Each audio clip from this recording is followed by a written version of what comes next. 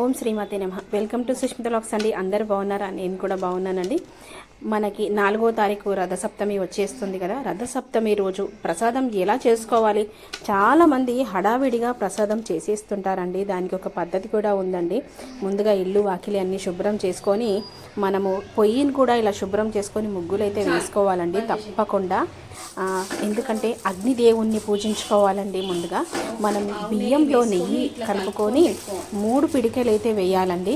ఇది పాయాసనము, ప్రసాదము, నైవేద్యము. దీన్ని కూడా మనము ఓం సూర్యదేవాయ నమః అని గణపతిని మనసులో పూజించుకొని అగ్నిదేవుణ్ణి స్మరించుకొని ఒక పిడిక పెట్టుకొని మనము ఇలా కర్పూరం ఉంటుంది కదండి, కర్పూరంతో వెలిగించుకోవాలండి.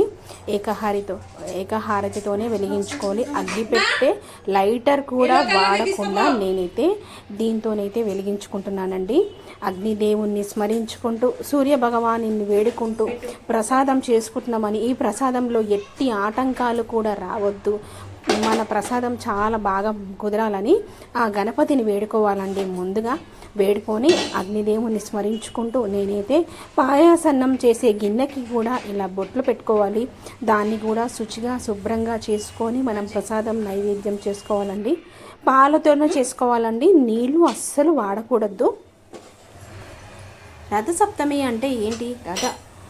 ప్రధానిక రథం మరియు సప్తమి అంటే 7 రోజులు. సూర్యుడు 7 గుర్రాలు గీసిన రథం లేదా రథం పైన ఉత్తరాన అర్ధంగోళం వైపు తన ప్రయాణానికి ప్రారంభిస్తాడని నమ్ముతారు. ఈరోజు సూర్య భగవానుడు జన్మదినాన్ని సూచిస్తుంది మరియు సూర్య జయంతిగా కూడా జరుపుకుంటాం. మనం 4వ తారీఖు అయితే జరుపుకోవాలండి. ఇలా పొంగు అయితే రావాలండి. పాలు పొంగు రావాలి. పాలు విరగకూడదండి, అది అశుభమంట. నేను చిన్నతనంలో తెలుసుకున్నాను ఈ మాటలన్నీ, అందుకే మీకు కూడా తెలియజేస్తున్నానండి. ఇలా మంచిగా పాలైతే పొంగాలండి. పొంగినాకనే మనము 3 పిడికెల బియ్యం అయితే వేసుకొని, బియ్యము కూడా ఉడకనట్టు కాకుండా పూర్తిగా ఉడికిపోవాలండి. అది ఉడికినాకనే స్వామికి నైవేద్యంగా మనము ప్రసాదంగా స్వామికి అయితే పెట్టుకోవాలి.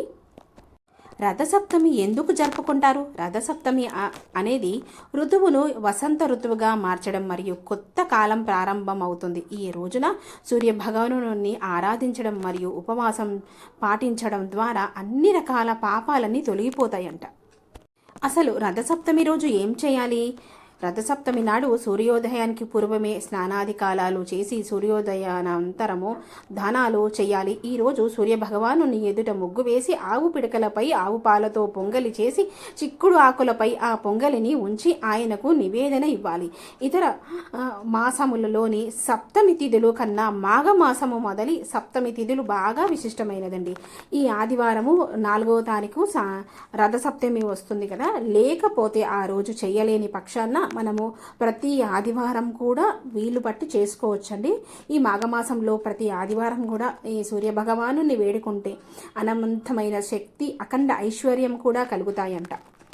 సూర్యుని గౌరవించడము సప్తమి ఒక పవిత్రమైన రోజుగా మనము భావించవచ్చండి. ఇది జీవితము మరియు శక్తిని సూచిస్తుంది. ఈ రోజున పూజించడం వల్ల శరీరము మరియు మానసిక శ్రేయస్సు కోసము ఆశీర్వాదం కూడా లభిస్తుంది. శరీరము దృఢమైపోతుందండి. మనం ముందు రోజే రేగుపళ్ళు, చిక్కుడు కాయలు అన్నీ సిద్ధం చేసుకోవాలండి.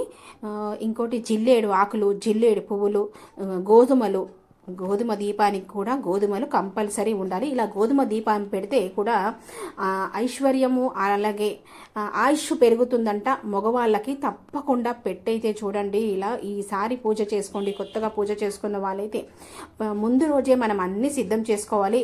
మాకు చిక్కుడాకులు దొరకలేదండి అని అనుకుంటే తమలపాకుల మీదైనా సరే మనము నైవేద్యము సమర్పించుకోవచ్చండి, తప్పులేదు. కానీ ఎట్టి పరిస్థితుల్లో జిల్లేడు ఆకు మాత్రం దొరికించుకోనికి చూడండి. జిల్లేడు ఆకు అలాగే చిక్కుడుకాయ ఆకులని, ఇంకోటి రేగుబండ్లని తలపైన పెట్టుకొని మనము స్నానం చేసుకోవాలండి. ఇలా ముగ్గు అయితే వేసుకోవాలి. రథం ముగ్గు కంపల్సరీ వేసుకోవాలంటే సూర్య భగవానుని ఎదుట చేసుకున్నా సరే, తులసి కోట దగ్గర చేసుకున్నా సరే, ఆ సూర్య కిరణాలు మన పూజ పైన పడేటట్టు చూసుకోండి. పూజ చేసే స్థలం మీద పడేటట్టు చూసుకోండి. ఆ రోజు నిశ్శబ్దంగా ఉండి మనసులో స్వామిని స్మరించుకుంటూ మంచి మనసుతో పూజ చేసుకోండి. తప్పకుండా అనుకున్న కోరిక అయితే తప్పకుండా నెరవేరుతుందంట అండి. ఎటువంటి ఆరోగ్యమైన అనారోగ్య పరిస్థితుల్లో ఉన్నా కానీ ఆ ఆరోగ్యం కూడా మెరుగుపడుతుందంట. ఇది తప్పకుండా తెలుసుకోండి. సూర్యోదయానికి ముందు తలస్నానం చేసి వీలైతే సూర్య భగవానునికి నచ్చినట్లు అర్ఘ్యం కూడా ఇవ్వాలి. ఆకులను తలపై పెట్టుకొని ఇంట్లో స్నానం చేయడం కంటే నది స్నానం చేయడం చాలా మంచిదండి. వేని పక్షాన ఇంట్లో చేస్తే కూడా పర్వాలేదు. సూర్యోదయం సమయంలో సూర్యమంత్రం లేదా రథసప్తమి స్తోత్రము పఠిస్తూ సూర్య భగవానుడిని అర్ఘ్యము ఇవ్వాలండి. తప్పకుండా చెయ్యండి ఇదైతే. రథసప్తమి అంటే ఏంటో, తలస్నానం ఎలా చేయాలి, సూర్య భగవానునికి అర్ఘ్యం ఎలా ఇవ్వాలో తెలుసుకున్నారు కదండి. ఈ వీడియోలో రథం ముగ్గు కూడా చూపిస్తున్నాను చూడండి. దయచేసి ఈ వీడియోకి ఒక లైక్ ఇవ్వండి.